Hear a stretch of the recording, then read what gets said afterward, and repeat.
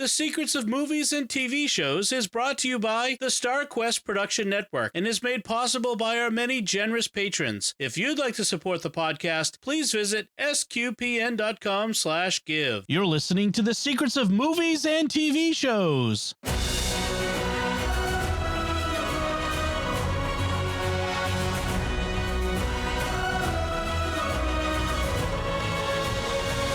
Hi, I'm Dom Bettinelli, and you're listening to The Secrets of Jaws, where we will discuss the hidden layers and deeper meanings of this awesome summer movie. And joining me today on the panel are Thomas Salerno. Hey, Thomas. Hey, Dom. And Mike Denz. Hi, Mike. Hi, very excited about this one. I can tell, Mike. You can't see it. Sometimes I wish we did these as video as well, but Mike has got his Jaws t-shirt, and his Zoom background is of Bruce coming out of the water at Brody. Brody's defending me. Yes, yeah. That's awesome. Before we get into things, I want to just let folks know you can follow The Secrets of Movies and TV Shows in Apple Podcasts, Google Podcasts, Spotify, Stitcher, everywhere you can get podcasts from, including your favorite podcast app, or on YouTube, where you should hit the bell to get notifications. And I want to tell you about another show on the network you're sure to enjoy called Let's Science. You can find that wherever fine podcasts are found or at sqpn.com/science. Okay, we are talking about this 1975, which just is amazing that it's so long ago, 1975 film by Steven Spielberg based on the 1974 novel by Peter Benchley. You all know what it's about, but I'll tell you anyway. I'll give you a little recap. In the fictional resort town, New England resort town of Amity, which in an undefined state of New England, but probably Massachusetts, maybe Connecticut, you have the new sheriff in town, the new police chief, Martin Brody, who recently of New York City, is just arrived as the summer season begins when a shark attack takes the life of a young woman and then starts mauling other bathers. The town fathers are afraid that the shark will scare people away from the summer tourist season. Meanwhile, Brody's just afraid that people are going to be eaten up by the giant shark. And then we get the Hooper shows up, who is a marine biologist from the big city, as well as Quint, the crusty old New England fisherman who offers to kill the shark for a fee, and this hijinks ensue.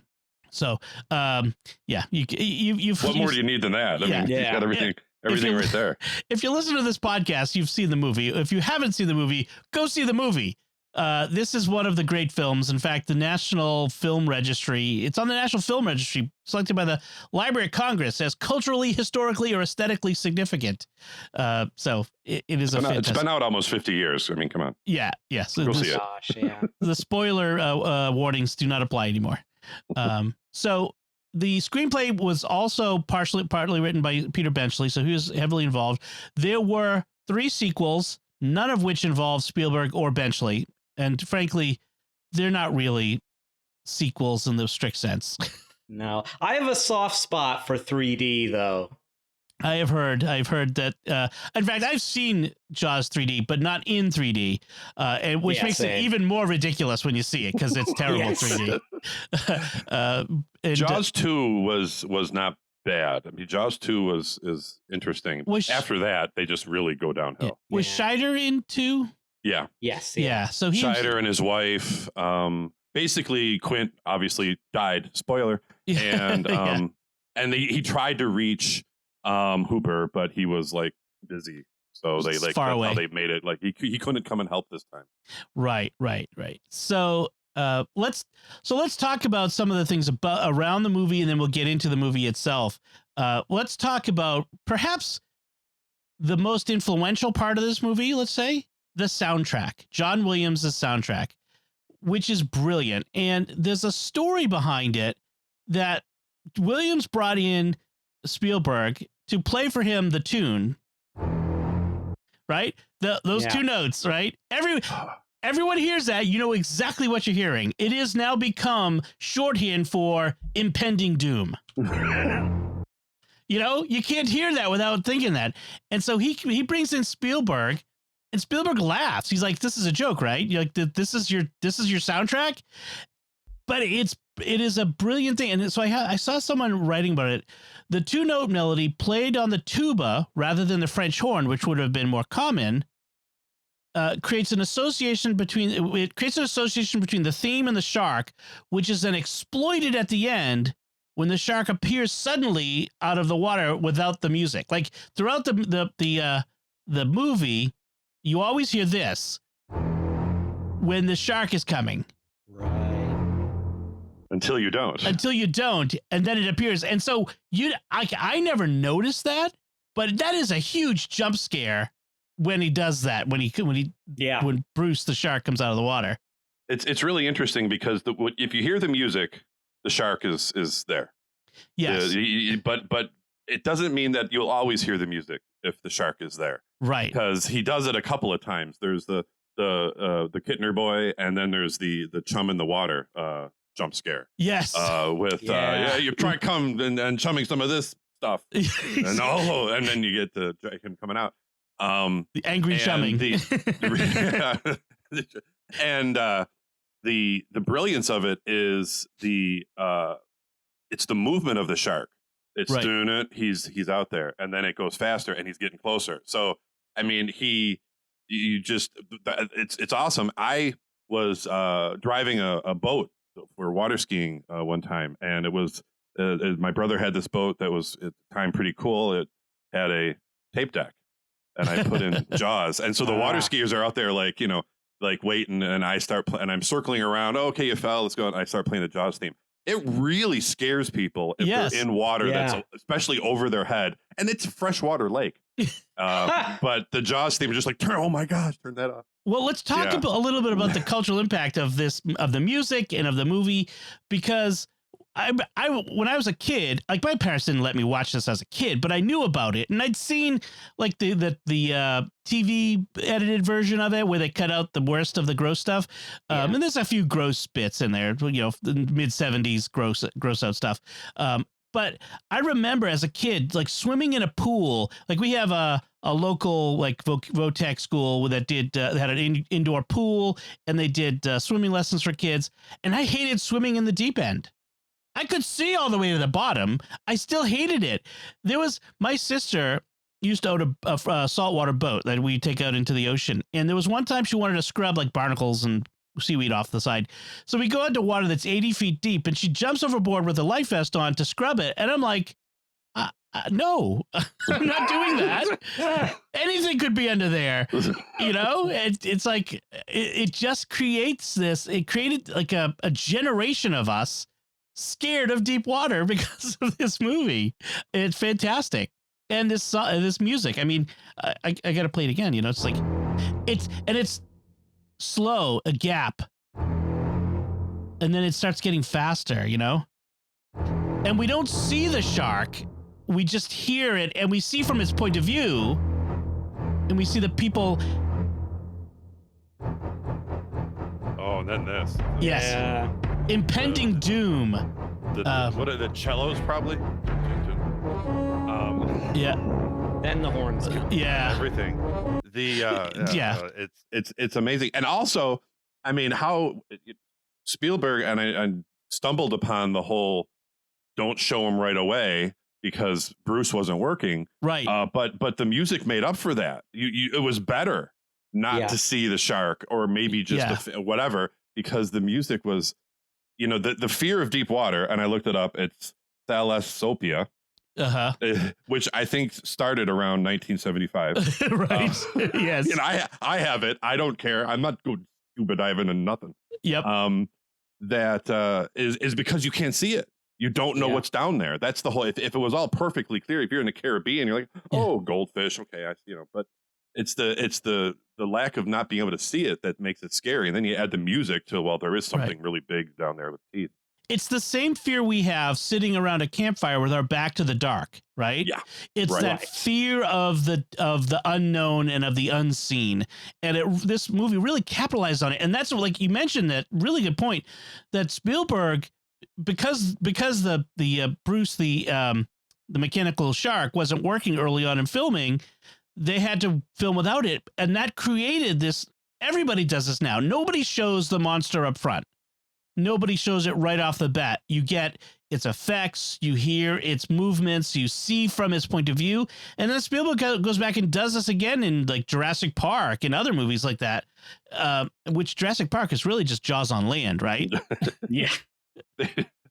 Another great Spielberg novel adaptation. Yeah. By the way. Yes, definitely. And Benchley, I got to give Benchley some credit. He had some pretty interesting nautical related, modern nautical related novels back in the 70s that were pretty good. There were others that were related to the sea, none quite like Jaws, which just it hit a moment, and it just everybody loved it. It was this fantastic film that just captured the imagination because of, well, part of it is the pacing. There are no there are slower moments, but there's no moments where you're dragging, where you're waiting, where you're kind of like, oh, get to the next thing.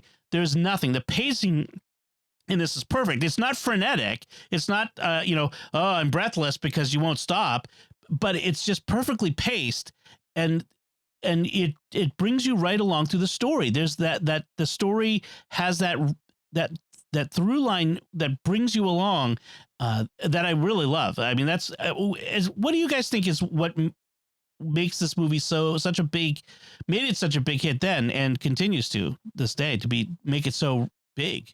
I think you hit on it on part of it just now, Dom, where you're talking about the pacing. This is a super suspenseful movie. Like, there's never a moment, like you said, when you're bored, where you're wishing things would pick up. You're fully invested because, like, in a lot of earlier creature features, the characters were kind of cardboard, right? They're just there for the monster to dispose of and to rack up a body count. Whereas the characters in this, Brody, his family, Hooper, Quint, they're real meaty characters. You care what happens to meaty. Them. Yes. Yes. Unintentional Bruce agrees. Slip there. Bruce agrees, yeah. But these are human beings that you care about. So there's not just the drama of, oh, there's an animal, a monster that's killing people. It's the drama of how is this impacting the characters' lives and the world of this little town, which is falling to pieces because of these deadly shark encounters.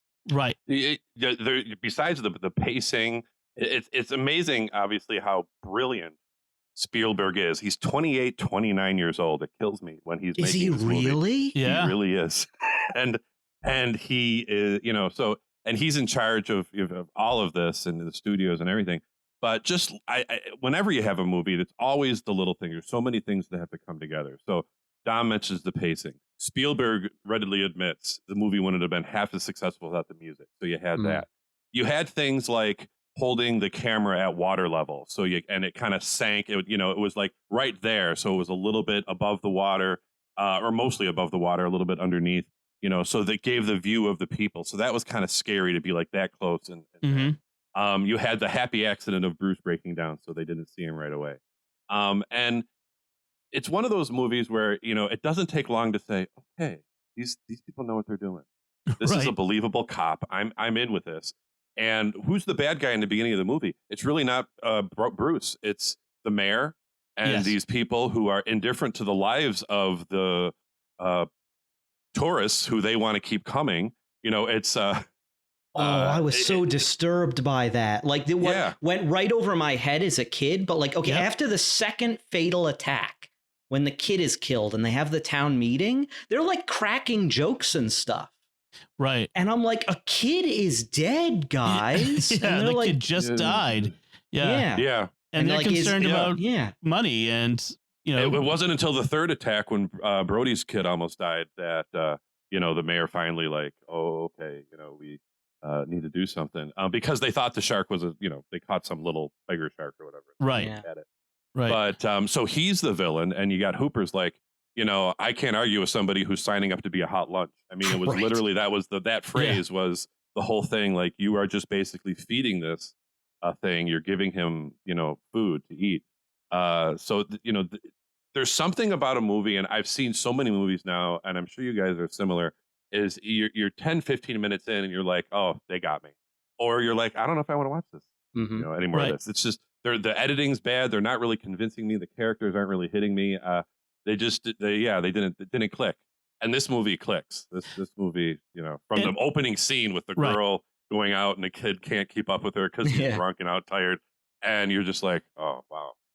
And the cast, we kind of mentioned the cast a little bit. What a great cast. You got Roy Scheider. Robert Shaw as Quint is one of the great movie characters ever. You got Richard Dreyfuss as Hooper, another young guy, just getting started in his career. And they were like all brilliant. The characters were brilliant. The casting was brilliant. And so it really made this film. It really was fantastic. Like you said, they were meaty characters. They were that's just the perfect description. A character you could sink your teeth into.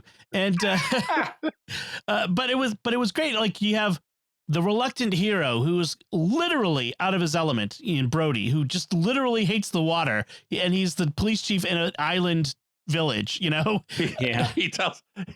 What does he tell Hooper? He's like, so you're a guy who's afraid of the water living on an island. He goes, well, it's only an island if you're looking at it from the water. From the water. Yeah. Yes, that's right. What? Well, when you're standing on the shore, you're sitting there thinking about it, like, what does that mean? Yeah. And Hooper was a scientist, but not the crazy animal rights activist kind of scientist we'd get today.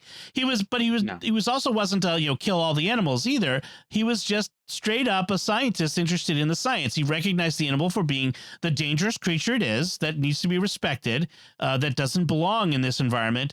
But yet, he needs to study it and understand it. I mean, so I really love that character. And then of course you get Quint, the crazy old sage, the man of wisdom with a hatred of his enemy, that a passionate hatred that makes him unreasonable. Born of a true story. Born of the true story of the Indianapolis. Right. Yeah. Very much an Ahab character. Yes. Yeah. He is Ahab.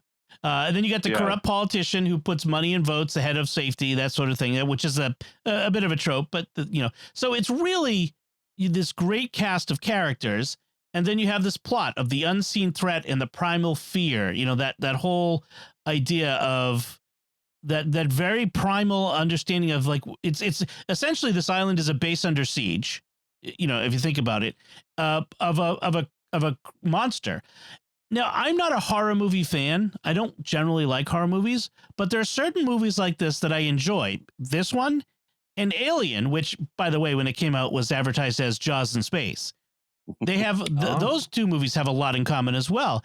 And part of it is because it's not there's a real story there. It's not just gore and destruction for the sake of it. So I've been going on. What do you guys think of that so far? It's funny because I don't know these actors for anything else. I mean, Shaw died 3 years after the movie was released. So, I mean, he still did a lot of stuff, but I really don't know him. I think Richard Dreyfuss is the only one, really. I mean, yeah, Roy Scheider was in different things. He did that one. Sequest. That's what I was thinking of. Yeah. He was in some different stuff. But I mean, when I see him, I think of Jaws. Richard Dreyfuss, I have to see him young. I see him young and I think of Jaws, but there were so many other great things he's been in since then. So is the one guy who kind of went on to do so much that wasn't his in one and done. But even the guy who played what was his name? Hendricks, the deputy. Oh yeah. With like go out and paint signs, like go, he's banging on the door, like talk to these people, your people, they're going in the water, just his kind of bungling, stuff, every little bit. I liked the little kid singing the Muffin Man, the guy that comes up to him and is like, he's trying to watch the sharks and he's like, listen, there's been coming over to my house and the kids are breaking them. You just got to come out and you put an ordinance there. And he's like, well, you get out of my way. I'm trying to save lives. Well, I got to say, those scenes felt very authentic. Like the people. It was like, this was a documentary. Yes. It had a real documentary kind of feel to it. I don't know if that's what he was going for. I know Lucas would shoot that way. Maybe that's what Spielberg was doing for this too. Right. And in a lot of his movies, especially his earlier movies, I think Spielberg does a lot of like the people talking over each other. Yes. Where there's a lot of like very realistic conversations. you know, where it's like the dialogue is crossing over and like in the like when the town meeting. Denz is just thinking the same thing. Yeah. She's like, I don't think that's funny at all. I don't think that's funny. Yep. You know, the one lady, like the Karen in the room or whatever, whoever she was. Yeah, well, and that's the thing, is we don't get everybody explained. We see these people, we maybe can catch, you know, some from context who they might be within the community, but we don't get it explained. They don't have to tell us this is Joe the shopkeeper, this is Annie the teacher. Like, no, like we just go with it. We don't explain everything, and I really it respects the viewer in that sense as well.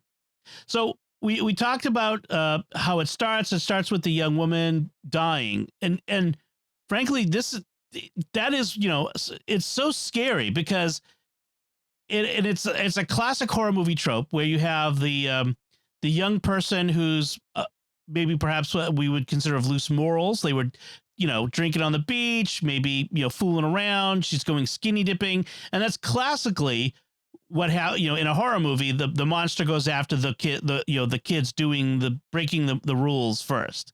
Yeah, watch Scream if you want to know the rules. They're all laid out in the movie Scream, right. Horror movie rules. Right, exactly. So then we have that really scary moment where she's, you know, in the water and it's like dragging her back and forth and you can't see it, but she's dying. And this is the first thing viewers are seeing when they're sitting in the theater. Can you imagine what it was like to be sitting in the theater for the first time that opening night, seeing this? It would have been horrifying. And the first few moments with the music, you know, she jerks. Yeah. Like something bumped into her. Like, ow. Yeah. Like, what was that? You know? And then another jerk. And then all of a sudden she's grabbed and they explain that she's like, they had these poles connected to some sort of like girdle thing around her waist. And they're just pulling her back and forth under the water, you know, and you can't see that. And it's, you know, she grabs the bell and it's ringing and stuff. And it's all just so dark. And they had a really interesting effect going on with the moonlight on the water and what you could and couldn't see. And there was no sign of the shark at all. I mean, like, other than her. Right. No fin, no. There was just her. It made it really scary. There's definitely.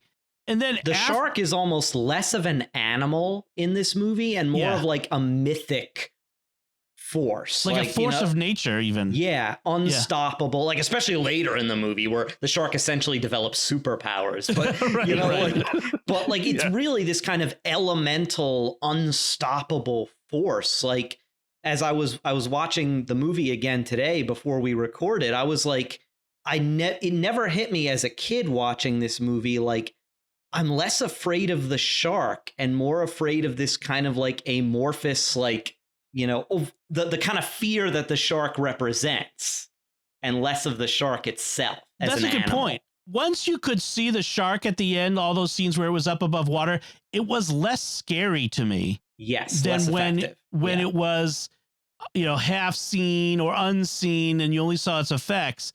I mean, when I was a kid, it was pretty scary, I guess. But as an adult watching it, like, it was almost, I mean, I look at it now compared to, say, what they can do in movies, even with practical effects, like with Jurassic Park, a lot of those were practical effects. So it looks, I mean, for the time, it was amazing, but it does look kind of a little bit cheesy. But nevertheless, the fact is, it was scarier when you couldn't see it. And that really is a key element. I think there was the payoff of, you know, the when Quint was eaten, you know, like, okay, now we see the shark and oh my gosh, that's what it does.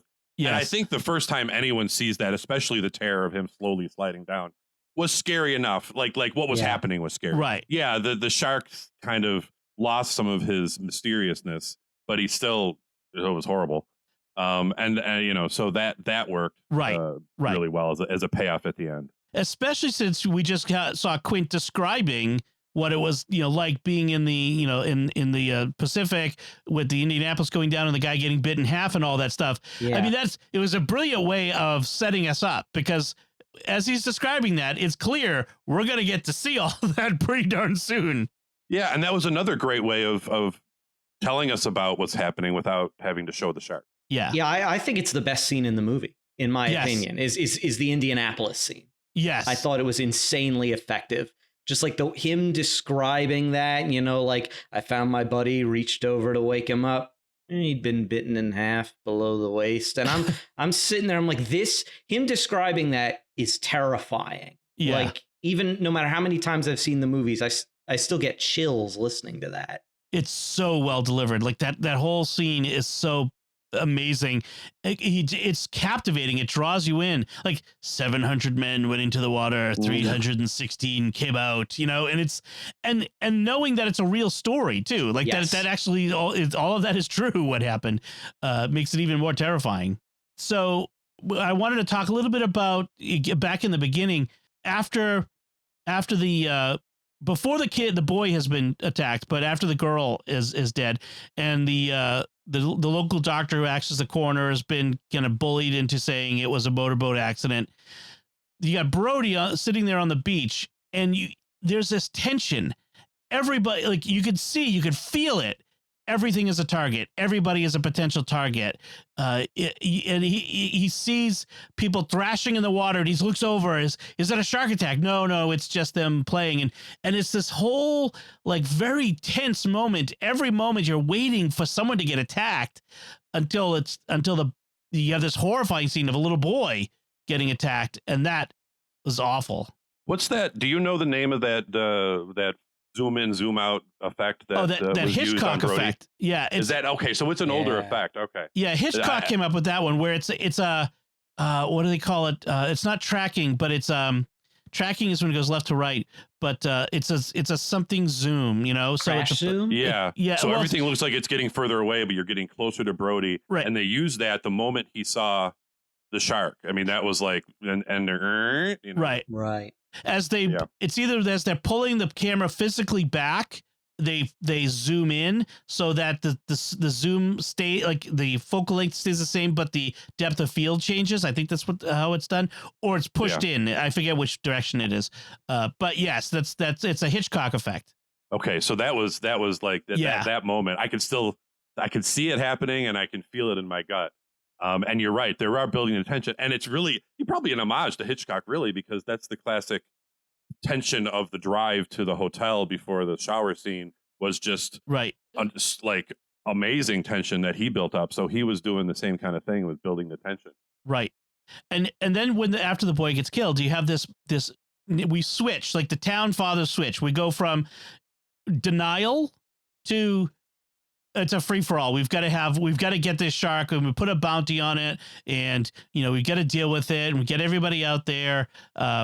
Dynamite. Yeah, we have that. Well, we have shotguns. Well, first we have that selectmen's meeting where we have Quint shows up. His first appearance in the film is him dragging his nails on the chalkboard, to get the attention.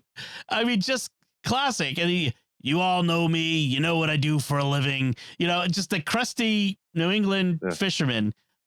Really, but he great. wants more than the bounty. I don't know what the original bounty was, but 2,000, I think it was, or 3,000. He's like, he wanted 10,000. I'll give you the the whole darn fish, whatever. The head, the tail, the whole thing. Well, he wanted the head and the tail. Yeah. And there's a little short guy that has fish with him that walks in. You never see him again, I don't think. Yeah. It's just like his buddy, but he's another fisherman. You see him in one other scene, like when they're loading the orca. Oh, maybe. Okay. Yeah, he's like Quint's sidekick, but he has no dialogue. He doesn't come along, though. No. Yeah. He's no idiot. He's the smart one of all of them. That guy didn't get to become an old fisherman by accident. By going hunting sharks. Yeah. So, and after this, Brody becomes obsessed with sharks, reading every book he can. And if you notice, as you look through the books, you start to see things that will come out later in the movie, like including the picture of the shark with the scuba tank in its mouth. I don't know if you guys saw that. Yes. Yeah. And also the shark putting a hole in the side of a boat, just like what's his name boat that they'll find later? Brendan. What's there's the big Ben Gardner. Ben Gardner. Yes. Ben Gardner's boat. Yeah. He's getting ahead in the world, and so sorry. So another great jump scare, by the way. That's the jump scare. That's the jump scare of the movie. That terrified me as a kid. Yeah. It terrified me as an adult. I jumped out of my skin when I saw that. I had forgotten about that. Oh my gosh! I was like, something comes out, doesn't it? It's Ben Gardner's head. They do a similar jump scare in 3D, but it's not as effective. No, where it's a severed head floating in a in an aquarium, and it's not. Oh yeah, I remember how bad that looked. Oh, it was awful. Was the Jaws 3D the one with Samuel L. Jackson, or was that a different one? It was a different. I think it's a different shark. Jackson was in that other shark movie. Yeah, I can't remember what it's called either. But Yeah. it wasn't Blue that Sea? bad. But it was Yeah. definitely the typical horror. We're just gonna watch people go. Jackson goes early. I mean, yeah. the Jackson's death in that movie was like, whoa, you know. It Yeah, was kind of like Barrymore's death in Scream, like you didn't expect early that that she's early. such a star that Yeah. early, exactly. Yeah. So then you guys alluded to the crazy fisherman scrum on the docks and in the water, and guys throwing dynamite next to other boats and chumming all over the place. And The one guy's like, chumming? What's chumming? Like, they don't even know what they're doing. Like, yeah, And he goes, so, sir, the officer told me to inform you that you have too many people in your boat. And they're like, what are you? And he's like, they're all going to die. they're all good. Yeah, that was Hooper who shows up. Hooper, yeah. Yeah, and then we have this crazy circus-like atmosphere. All comes to a pause as Mrs. Kintner, the boy's mother, the boy who just died, shows up in the full, widow regalia, the black with the veil, and she blames Brody. You knew about this. This girl had been killed, and you did nothing. You didn't stop anything. And of course, we know it's not Brody's fault. It's Vaughn, the mayor, his fault. But Brody doesn't deflect, she slaps him one good too. Yeah, and those were real slaps. He got like about 17 Oh wow. slaps from that actress. And wow. one of them, she said one of them knocked his glasses off because she didn't know how to fake slap. So he's like, "Oh, just do it." So those are real slaps Wow. that Schreider had to go through. I felt And that was a great scene. Yeah, that was a great scene. That was awesome. Then we have the fake out, which every classic horror movie has to have, where we think that we've got the bad guy, but of course there's still another hour of movie to go, so we know he didn't. In this case, it's a shark, a tiger shark, and Hooper is the expert who's in the middle of everything. Everyone else is celebrating, and he's like at the tape measure, like, nope, nope. The bite radius is not the same. Yeah, of course. The bright what? Yeah, one of my favorite moments though is when they're doing the necropsy. And he pulls the Louisiana license plate out. That didn't was need a car, did he? Yeah. Well, at least we know he came up from the Gulf waters. How do you know? And he throws the plate. I mean, that was fantastic. I love that's such a great little addition to the story. Like, it's just really good. So then they go out and they find Ben Gardner's boat. And you have this interesting aspect of Hooper that he's actually independently wealthy. He finances his own research, which they just kind of throw in there. And when Hooper goes in the water at night in the dark, I'm sitting there going, who would be insane enough to do that? Like, it's crazy. He doesn't even explain what he's doing. He's just like, I've got to check something. Yeah, And I'm right.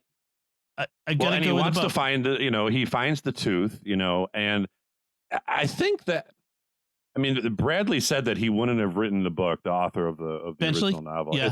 Benchley, excuse me. Yeah. Yeah, I got this thing right in front of me, Benchley. If he would have known that it really didn't accurately depict what real sharks are like. But I think that was kind of the point in the movie. Like, sharks aren't necessarily like this, especially when towards the end, which I know we haven't gotten to, a little bit, but where they're like, have you ever seen a shark do this? And Hooper's like, no. This is not your typical shark. Right. So, there is an aspect of I should be able to swim down there, and sharks usually don't bother you, so right. it's not until they realize that this shark is way different that becomes more of an issue. Yeah. In the dinner scene between Brody and Hooper kind of explains, like, yeah, this is like very rare behavior. Sharks normally don't act this way. They don't normally stick around in one place and pick off victims. So, like, they kind of hang a lantern on that in the movie that, like, Right. yeah, this is not normal behavior. But I don't think audiences took it that way because it was kind of a shark hysteria that happened Right. because of this movie. People were like, sharks were not a big thing unless you're from shark infested waters, where you lived near them. But sharks were not part of the public consciousness back before this movie like they are today. I mean, now it's like, again, we talk about a little bit of the cultural impact. Shark Week, the idea of like everybody's like is about sharks, Sharknado, all that sort of shark stuff. And in fact, this movie has been described as a double-edged sword for Shark Conservancy, because on the one hand, it got everybody thinking about sharks, but on the other hand, it gave people an unrealistic understanding of how dangerous sharks are. I mean, they're like bears. Like we're not super scared of grizzly bears roaming into our, campsites in New England. You know what I mean? But we're scared of sharks showing up. Well, I actually have to amend that. Actually, sharks do show up on New England's seashore campground nowadays. We have shark warnings these days, but back then we didn't. So that's just after COVID, everything started. Everything's gone haywire. I mean, it's interesting because they did partially, Benchley originally, and then when he wrote the novel and then co-wrote the screenplay, it is at least partially based off the real spree of shark attacks off the Jersey coast in 1916, which may or may not have been the same shark, but 4 people died. I think a 5th was injured, and it was all kind of blamed on the same shark. We don't know if that's the case, but it's like, but shark attacks like that are so rare. I think that's the only one on record where it's like a serial attack. Yeah, because this shark had wandered up in an area. It was still saltwater, right? But it was brackish, yeah. Yeah, like this river kind of thing where it's, it was just, that never happens. They never go up there, and people were doubting it could even been a shark in that area. But yeah, like all those different people died. So often, that's what's linked to the novel, right? That eventually kind of took that and said, "Oh, I can write a novel out of this." But interesting, changed a lot. So I want to talk a little bit about where it was filmed, because this was filmed in my backyard, essentially at Martha's Vineyard off of Massachusetts. And in fact, I knew people who were in the scene of the ferry boats coming to the vineyard, for 4th of July. Some of our neighbors were actually in that scene, which is kind of fun. And I love the energy that it imparts, like this whole, like, you just these crowds of people coming in, and it feels very like a documentary. It feels very just a slice of life. So, I mean, I could just picture Spielberg probably just saying, okay, everybody just, film the ferry boats coming in, just open the doors, and just people walk off, and the second unit catch people over there, and the first unit will catch these people here, and just do like that. I can imagine it. That's how it felt anyway. Yeah, it's very eerie for me because, okay, I live on the North Shore of Long Island, which doesn't look too dissimilar from the kind of town that's portrayed in the movie. And we have that kind of summer rush where people come and go to the beach, and the houses are very similar. And so it's like, it's very eerie. Like, you think, wow, this could... It's like it hits a little close to home. Like, oh, this is something that could happen in a town near me. Right. Like Amity could just as well have been on Long Island or the coast of Connecticut or anything like that. Right. That's the feel of it. Is it's very it could be any of these places. So we have the 4th of July at the beach, right? We have all these people at the beach, but nobody's going in the water, right? And you have the mayor goes up to this one town guy and says, you got to go in the water. You go in the water with your kids or grandkids. I mean, they look like pretty young. Grandkids, yeah. Yeah, and I'm like, you go in the water. Does he have his suit on? I don't even remember. Does he just walk around with his suit? But I was like, go in the water myself, but I got my suit. No, but I'm like, what do you care? All the people are here. The beach is packed. They're spending money in the town. What does it matter if they go in the water? It's not like you charge them for going in the water. You're not going to make any more money whether they go in the water or not. But he's all huffy. He's like, there's nobody in the water. I didn't get that. I guess like if people are afraid they will, they'll be here for 4th of July, but people won't come for later in the summer or something. I don't know. It was or their experience will be bad. He just That's kind of my head canon on it, but yeah, it was. But in any case, it just is like, would you want to be the first ones in the water? No. Oh man. And then the guy takes his grandkids in the water. It's just I'm like, geez, wow, that's just like, here, kids, go play in the water. I'll stand back here and watch you splash around. Here, hold on to this hamburger. Same scene is, and I just learned this before we started recording, is Peter Benchley's cameo. Yeah. He's the news guy. That's right. He's the guy, the news reporter. I saw that too. That's funny. On the beach. And then and Brody, thinking that he's doing the right thing, sends his son to go sailing in the pond, which is connected to the ocean by a little inlet. And that's where the shark goes. It's almost like the shark knows, this is where it starts to get a little supernatural. The shark gets a little too intelligent or something, but which reaches its apogee in 4 when it actively targets the Brody family. right. The grandson of the original shark. And then we get our first glimpse of the shark. We see the fins. And we see it's the size of it. The prank though. Remember the prank, the kids who prank a shark attack right before that. Right. They almost get shot by the Coast Guard people. That was so funny. Like, what is wrong? And I love because they have like the boats and the guns, and they're all patrolling and everything, and the whole thing. Yeah, and the little brother goes, "He made me do it. Do it." That was so, he made me do it. Yeah, he was like shivering. Yeah, it was so that was so real, because that would have been me and my brother. He would have made me do it. But there was no music. You see, that was the thing. That was the thing. There was no music, and therefore we knew it wasn't the shark. Well, or was it? But anyway, but yeah, and it's like, someone says something in the pond, and the father's not really paying attention, and his wife goes to Brody, Michael's in the pond, right? And then that builds his run over there to it, and you have that poor guy who's also in the pond, right? Just trying to be neighborly. Yes, trying to help some trouble there.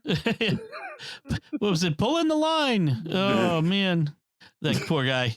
He got his leg cut off and everything else. So they finally after that they decide, okay, we have to hire Quint. Like, this is like no more messing around. Time to bring in the big guns. And so we have Quint, who we get this great scene in his fishing shack versus Hooper. And we have like modernity versus history. We have the old ways and the new ways together, and they have to kind of they butt heads. And they have to end up working together, and I really like that, because Quint's way, if it was just Quint, it would have failed. If it was just Hooper, it would have failed. It needed all three of them to succeed. It wouldn't have worked without all three of them. Yeah, and Quint, who's the actor? Robert Shaw. Shaw, and Dreyfuss. Dreyfuss, thank you. I'm pulling up my list here. Like, I can't remember Richard Dreyfuss's name. Thank you. They didn't like each other. They used to say that Shaw was a wonderful guy unless he was drunk, and he was drunk a lot on set, and he was a real jerk. And so him and Hooper would not get along in real life. Dreyfuss, they would fight. So that worked for their chemistry. Yeah, on the set, right from the very beginning, when he has him tie some sort of knot. The sheepshank, yeah, the sheepshank. There you go. And he looks at his hands, and these are hands that have been money your whole life. City hands. Yeah, I don't need this macho crap. Is this what it's going to be like on the boat? So everything about their relationship is awesome. From him driving the boat, and you don't take this kind of abuse. And everything is great. So those three together, it's like perfect. Like, stick them on an even worse island, this boat. And that they're trapped on because Quint doesn't want any help. Well, that's the other thing, is magic. Quint ends up segregating them from help. He destroys the radio so that they can't get help.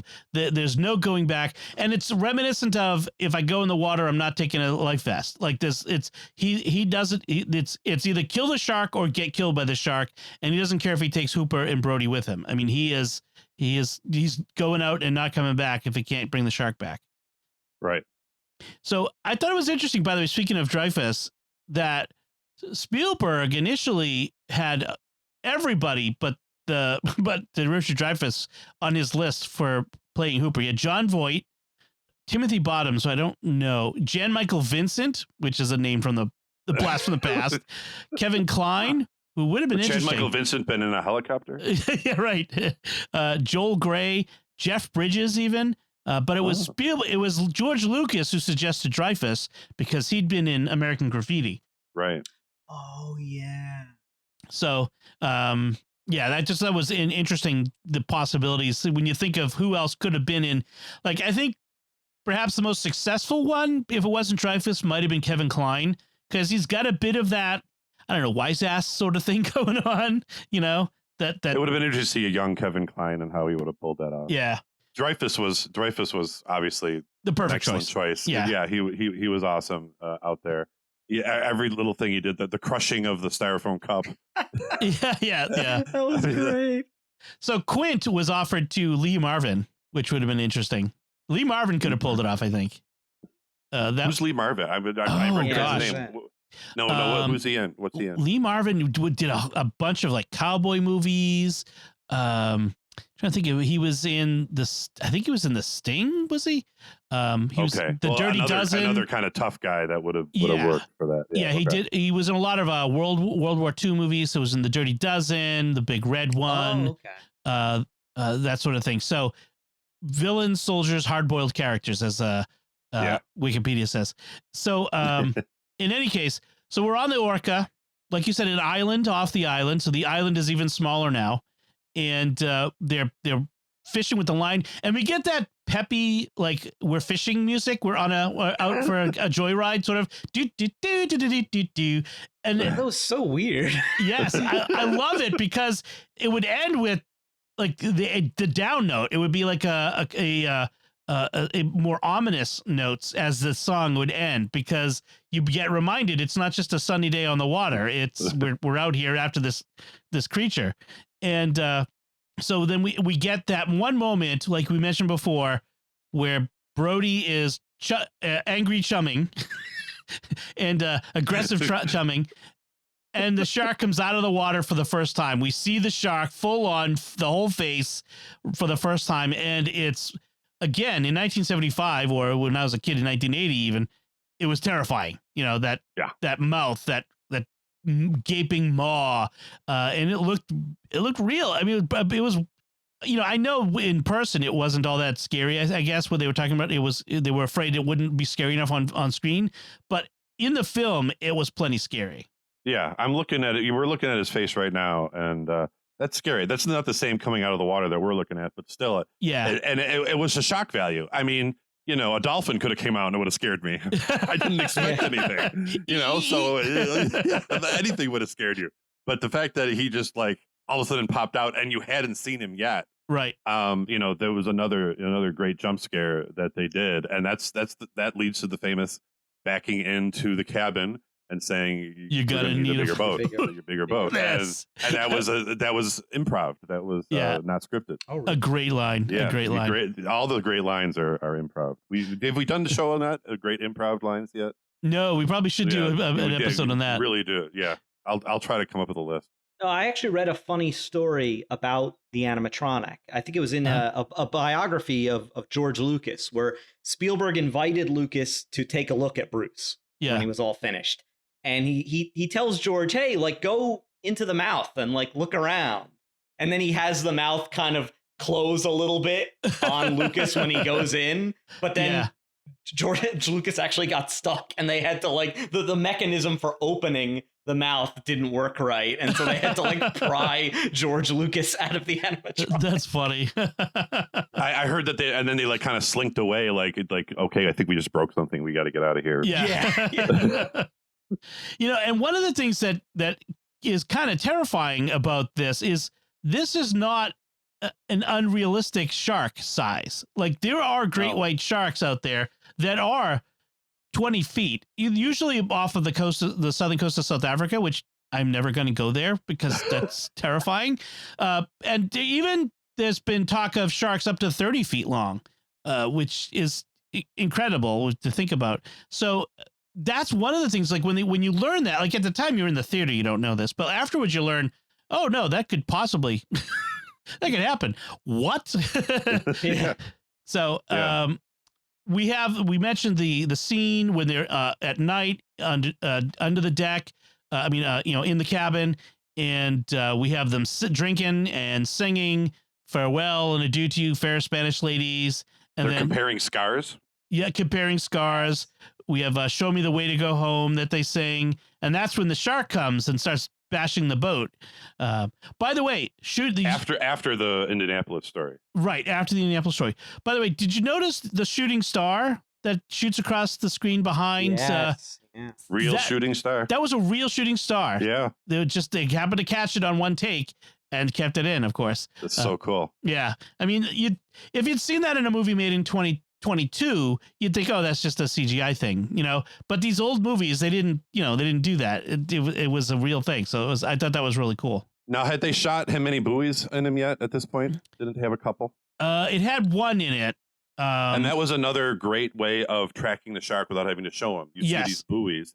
And not only is it kind of scary because you know where he is, but he shouldn't be able to do what he's doing. He's submerging with 3 buoys, which talks to his strength and his power, and this is where it slowly becomes super shark. And it slowly becomes real that, like, who's being hunted here, him or us? He toys with them. Yeah. Right. He toys with them, which I found very effective. They start running from him. They're running for the shore. Although, they frame it as we'll draw him into the shallows. Oh, no, just draw him in and drowned him. Yeah. Except he was killing people at the beach. Like, how shallow do you think you're gonna get him? I think your boat probably draws more draft than the shark does. But Hooper, I like this thing. Like, Hooper keeps telling Quint, you stop pushing the engine so hard. You're going to burn it out. And so what does he do? He pushes it harder. Like, oh yeah, I'll show you. And he puts the throttle up higher and ends up killing the engine. And so now they're just floating out there. No radio, no engine. Sinking. And so what do? Hooper goes into the shark cage, of course. Oh my gosh. That was like, and then you get that scene of the shark bashing the cage. They used actual footage of a shark getting caught in a shark cage that they had on top of the cage. Right. Yeah. It was pulling the boat down. And then you see Hooper abandons the cage, but they think he's dead. And then we get that scene of the shark just coming up and ripping the tail off of the boat. It just rips off the fantail. The whole stern of the boat goes in the water. And this is when Quint becomes shark food. And but like I said before, it seemed less scary when you could see the whole thing. Like, Quint getting chomped was bad enough, but it is surprising to me that this movie is PG. Like, I know they didn't have PG-13 yet, but I'm shocked it wasn't an R when it was released. When the kid gets killed, there's a fountain of blood.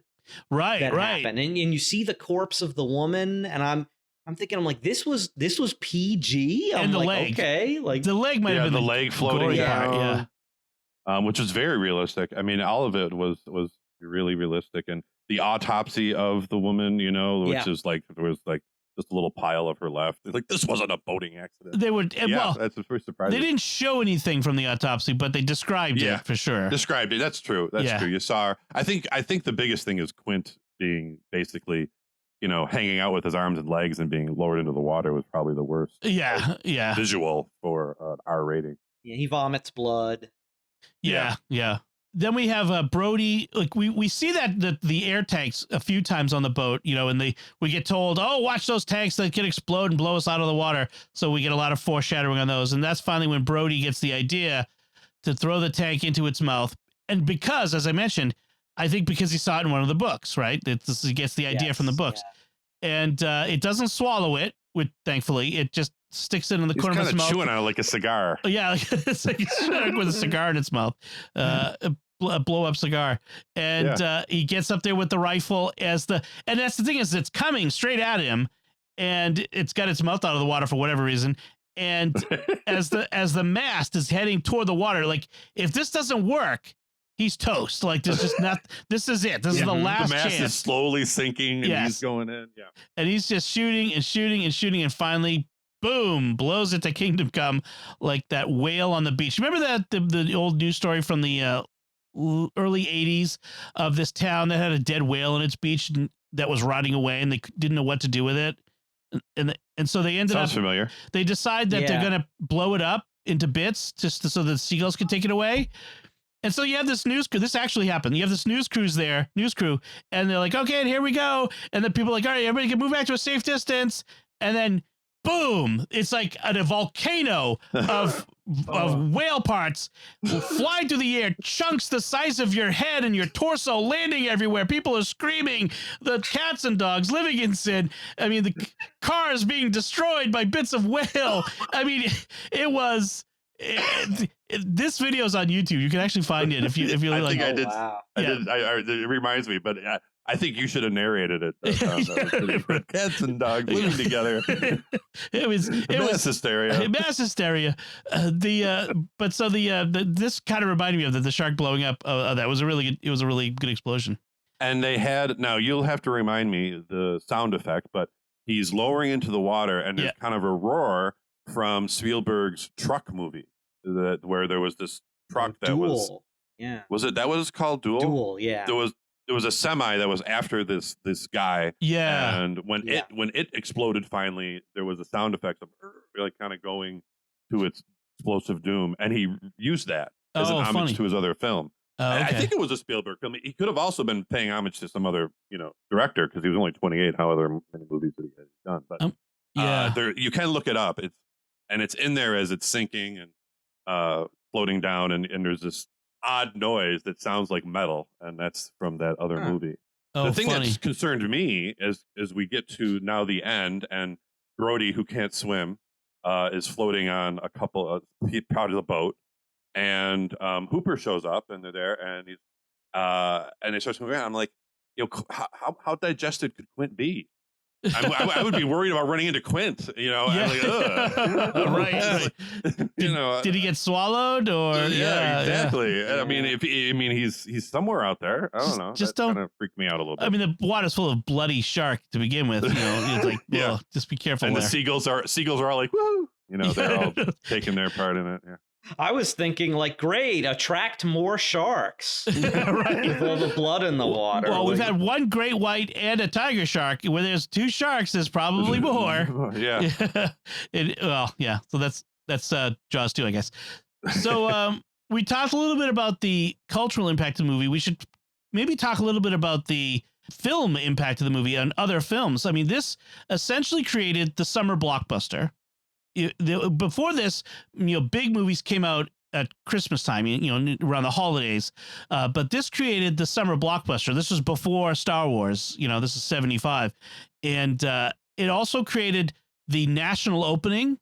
Before this, movies came out in theaters, regionally, and this was the first movie where they had a big national opening. All thousands of theaters. They had a big TV marketing campaign, and so it really changed the movie industry in many ways from this. I thought that was very interesting. Yeah, I too young to obviously know. It would be interesting for somebody who was a movie buff in the 50s and 60s and experienced, if they're old enough to experience this. Of course, we should have thought about that 30 years ago to talk to somebody who'd be still alive to tell us what that was like. But I mean, you had Hitchcock, you had certain movies, but I mean, popcorn movie comes to mind. Just the sheer power of an entertainment film that comes out that is a perfect mix of quality and fun. I mean, it's not like a B movie, but it's also not some complicated thriller that you have to watch several times to figure out what was really going on. Right. It's just fun. It's just really entertaining. And it was Spielberg. I mean, Spielberg is among, how many directors would you put up in his stratosphere as far as influence and people that want to be like him and how movies are made and everything? There's I mean, maybe a couple other ones. Yeah. Like, Hitchcock and a couple others, but Kurosawa. Yeah. He's just huge as far as how he's influenced how movies are made. And, what is a summer blockbuster? What is a popcorn movie if you don't have Spielberg? Right. Another way that it's the impact. I was talking to my brother-in-law. I was telling him about we were doing this, and he said that he lives in Austin. My mother-in-law was telling me about this, and he the Alamo Drafthouse is their fun movie theater there. They do all kinds of fun stuff. They have an annual. I think it's an annual. They had or maybe it was an anniversary showing of Jaws, but it was at the lake. And everyone watched it while sitting in inner tubes in the water at night. Seriously? At night. No way. I would not. I seriously just would not do that. I would need so much Xanax to get through it. Well, then I heard, I don't know if this was true, that they had divers who could come on. and grab an ankle. That's wrong. This is so wrong. But this is a freshwater lake, right? Yes, it's in the middle of Texas, but still. Okay, but still, that Fear doesn't the matter. ocean. I could be in a swimming pool and it would bother me. But a lake? Yeah. Oh gosh, that is like thrill seeking. That's like I'll go skydiving or bungee jumping or something. But Yep. watching Jaws in an inner tube at night is just a little bit too far. Yes, that's a little too much for me. The Martha's Vineyard had a 30th anniversary film Jaws Fest in 2005. I'm hoping that they plan to do one for the 50th in a couple of years. That would be awesome. That would be really cool. Trying to think of other things, like so many movies that kind of play off of it. Everything is a Jaws ripoff, or so many scary animal movies, Piranha 3D, Right. Grizzly. There's plenty of really simple music tones. There's to give you the sense that just a deep one note thing to give you the sense that there's a creature or something coming at you. That kind of influence. It totally launched John Williams' career. Oh yeah. Before that, his claim to fame was doing a theme to Gilligan's Island, which really wasn't a big thing. I mean, this was and he did every Spielberg movie after that. I mean, him and Spielberg were joined at the hip. I mean, and he would have been crazy not to use him for every movie. Yeah, I would think if you found another like tone or sound effect or something that's similar, it would be the thump in Jurassic Park. Like when you hear the boom, and then you wait, boom. That had a similar effect as this music, the tones. So it wasn't music, of course, but it was similar. Oh yeah, definitely. And you had the had the ripple of the water glass inside the Jeep, right? Which kind of reminds you of Jaws a little bit, right? There. Yeah. Anything left to say about Jaws? Yes. Anything we didn't talk about yet that you want to bring up? Oh, just that I do remember reading that even though this movie pioneered a lot of techniques and ways of filming that are still used, and really elevated the creature feature from kind of B movie status to like, oh, you can actually make a real film. Right. It's like a creature feature. I did read though that the film owes a lot to Creature from the Black Lagoon. Sure. Jaws does. And I would say that. Having recently seen Creature from the Black Lagoon for the first time, I noticed it. The underwater shot of the girl swimming, the camera going through the seaweed, there's like a scene where like the boat like goes through the mist, and that there's a few people on a boat hunting for an underwater monster. Right. Like was very clearly like a lot of influences and homage to Creature from the Black Lagoon in Jaws. So yeah, I thought that's an interesting pedigree. That's true. Movie to have. That's a good point. I think we covered it pretty well. I'm trying to think, I don't think we missed any like huge significant parts of it. It was I would strongly encourage people who are Jaws fans, if you haven't already, to check out some of the stuff that you can find on the making of it and how interesting it was. And a lot of the, they may exaggerate. It almost didn't get made, and those kind of things that they always, do to when they talk about films. But it's the way he stumbled upon different techniques of how to do this out of necessity that end up being just mainstays in the film community of how we do things. Like you said, not showing the monster real fast, and how we do the music and everything is it was pretty cool. Yep. Very good. Very good. Awesome. So let's wrap things up there. We want to take a moment to thank our patrons who make it possible for us to create the secrets of movies and TV shows, including Kevin B., Joseph D., Jeffrey B., Ben and Autumn B., and Catherine M. Their generous donations at sqpn.com/give make it possible for us to continue the secrets of movies and TV shows and all the shows at StarQuest. You can join them by visiting sqpn.com/give. So that's it from us. So what did you think of Jaws? You can let us know by commenting on the show at sqpn.com/secrets. What's that? Or the StarQuest Facebook page. Okay, I'll stop. Or send an email to secrets@sqpn.com, or visit the new StarQuest Discord community at sqpn.com/discord. Until next time, Mike Denz, thank you for joining me and sharing the secrets of Jaws. And feel free to listen to this podcast while in an inner tube on a freshwater lake. Yes, do that. Thomas Salerno, thank you as well. Dom, Mike, ladies and gentlemen. The Quint line. I had to parody the Quint line. Yeah, yes. And once again, I'm Dom Bettinelli. Thank you for listening to the secrets of movies and TV shows on StarQuest. And remember, I think we're going to need a bigger boat.